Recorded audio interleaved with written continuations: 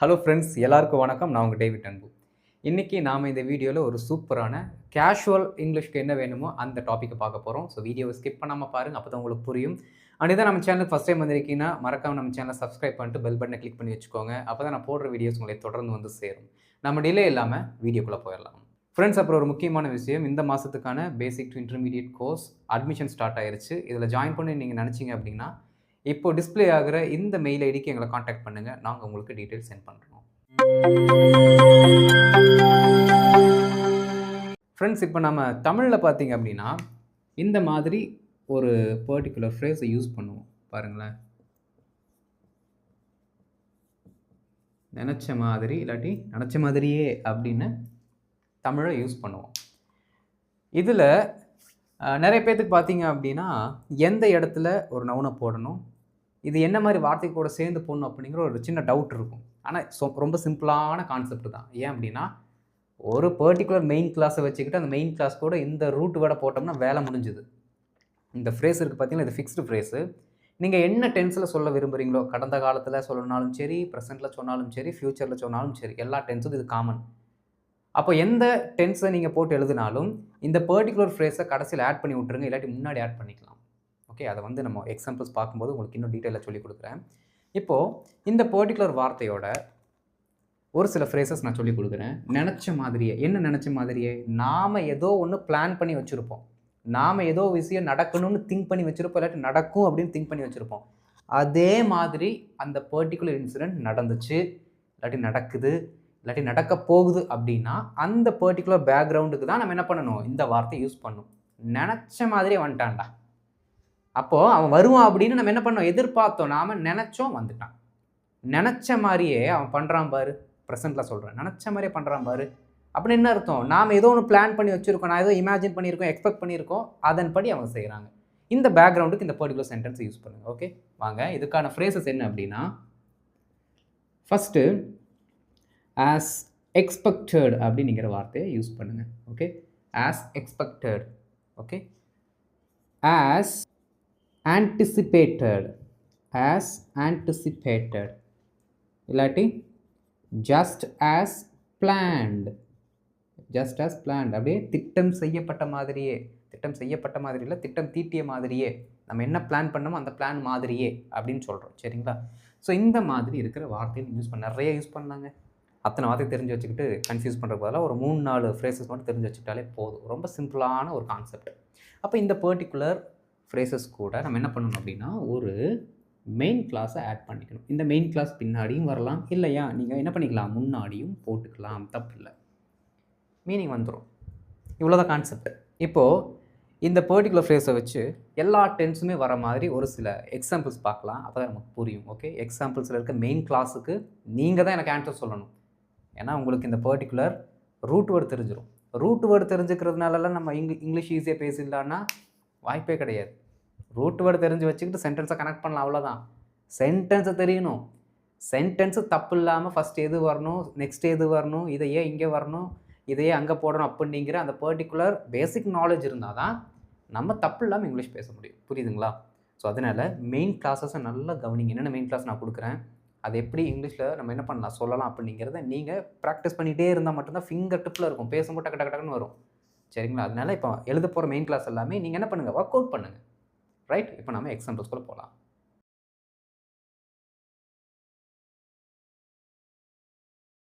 இப்போ ஒரு சில எக்ஸாம்பிள்ஸ் பார்க்கலாம் ஃப்ரெண்ட்ஸ். நல்லா கவனிங்க. ஃபஸ்ட்டு இங்கே பாருங்களேன், நினச்ச மாதிரியே, நினச்ச மாதிரியே, இதற்கு இன்னொரு அர்த்தம் என்னென்னா எதிர்பார்த்த மாதிரியே, திட்டமிட்டபடியே அப்படிங்கிற மாதிரிலாம் நம்ம என்ன பண்ணிக்கலாம், மாற்றி சொல்லிக்கலாம். தமிழில் எல்லாத்துக்கும் ஒரே அர்த்தம் தான்.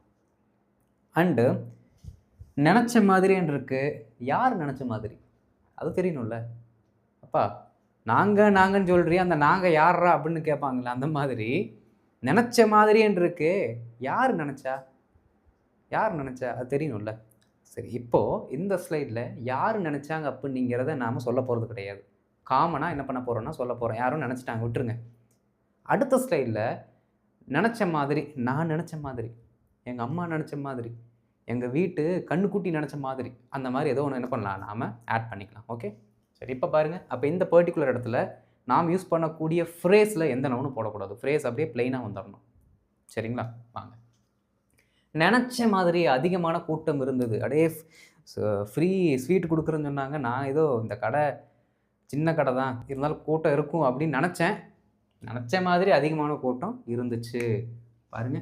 நினைத்த மாதிரி அதிக கூட்டம் இருந்தது. இப்போ இந்த பர்ட்டிகுலர் ஃப்ரேஸ சென்டென்ஸோட பிகினிங்னு போட்டுக்கலாம், கடைசியிலயும் போட்டுக்கலாம், மீனிங் வந்துரும். சரி, பிகினிங்ல போடுவோம். நினைத்த மாதிரியே. As expected. அவ்வளோதான்.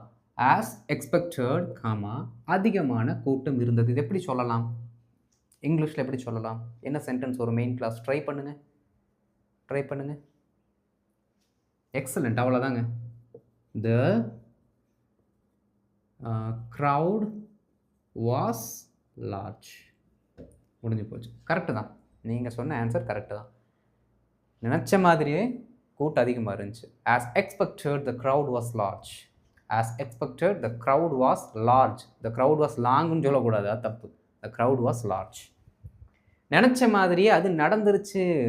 மச்சான் நினச்ச மாதிரி நடந்துருச்சுடா அப்படின்னு நம்ம சொல்லுவோம்ல, ஒரு விரக்தியாக சம்திங் ஹாப்பியில், அதுதான் எழுத போகிறோம்.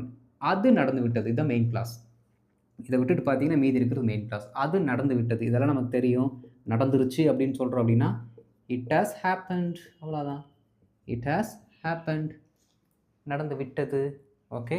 எந்த மாதிரியாமா? நாம் நினச்ச மாதிரியே, நாம் எதிர்பார்த்த மாதிரியே. ஆன்டிசிபேட்டட். ஆன்டிசிபேட் அப்படின்னா எதிர்பார் அப்படின்னு அர்த்தம். ஆன்டிசிபேட்டட் அப்படின்னா எதிர்பார்த்தோம் அப்படின்னு அர்த்தம். ஆன்டிசிபேட் நல்ல வார்த்தை. பாருங்க.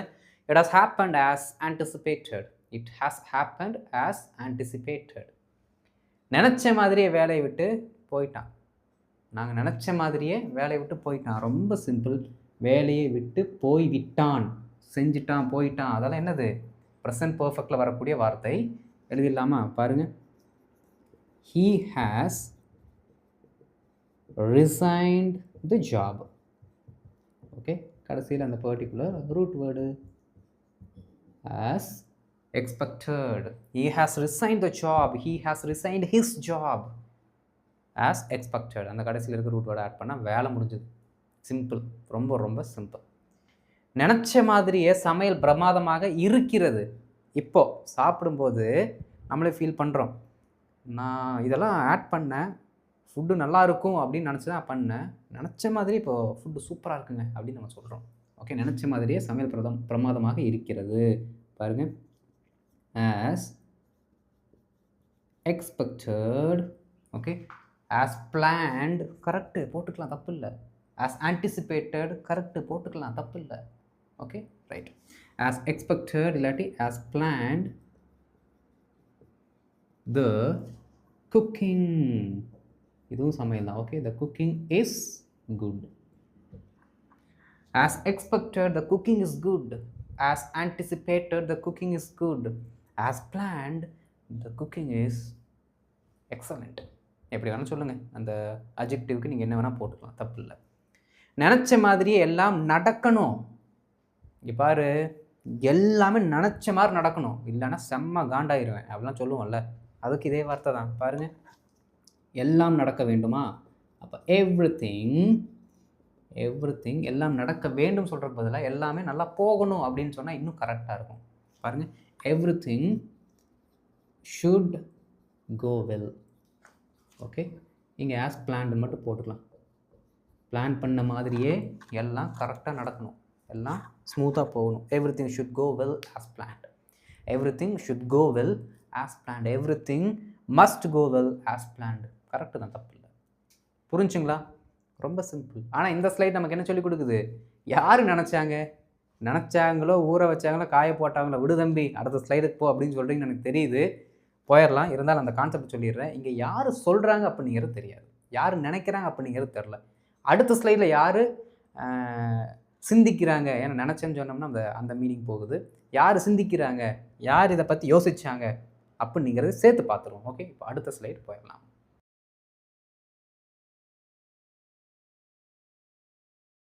இப்போ அடுத்த செட் ஆஃப் எக்ஸாம்பிள்ஸ் பாருங்கள்.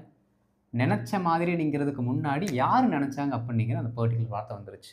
நாங்கள் நினச்ச மாதிரியே அனைத்து பிரச்சனைகளும் நீங்கள் கடந்து விட்டீர்கள். நீங்கள் எல்லா பிரச்சனையுமே நாங்கள் நினச்ச மாதிரியே என்ன பண்ணிட்டீங்க, க்ராஸ் பண்ணிட்டீங்க.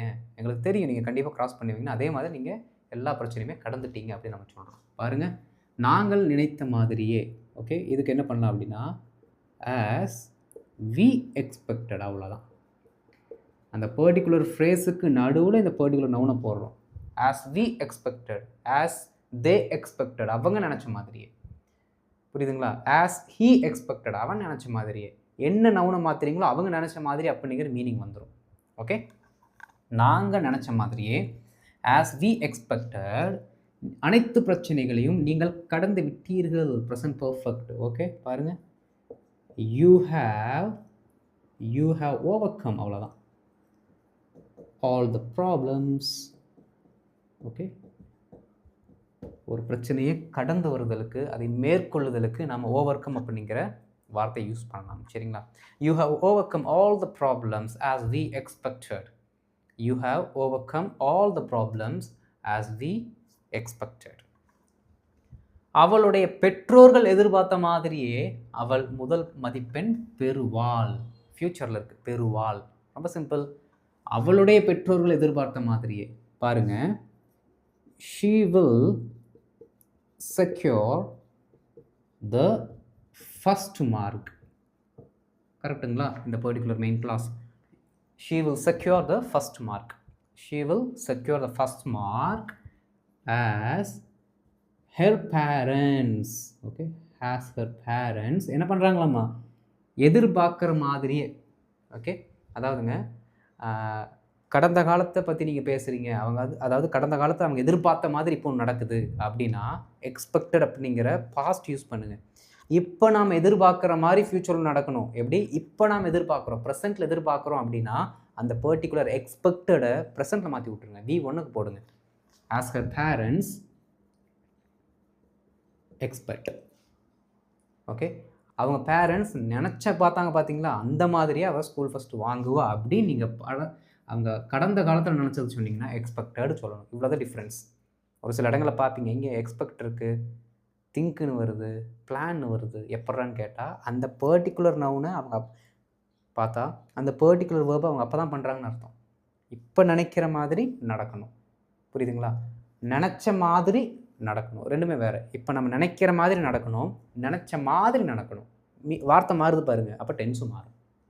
அப்போ எக்ஸ்பெக்ட்னுங்கிறது எக்ஸ்பெக்டடாக மாறும், திங்க்னுங்கிறது தாட்டாக மாறும், பிளான்ங்கிறது பிளான்டாக மாறும். இதெல்லாம் நீங்கள் கொஞ்சம் கொஞ்சமாக நீங்களே என்ன பண்ணிக்கணும், ஒர்க் அவுட் பண்ணிக்கணும். புரியுதுங்களா? ரைட், பாருங்கள். she will secure the first mark as her parents expected. as her parents expected.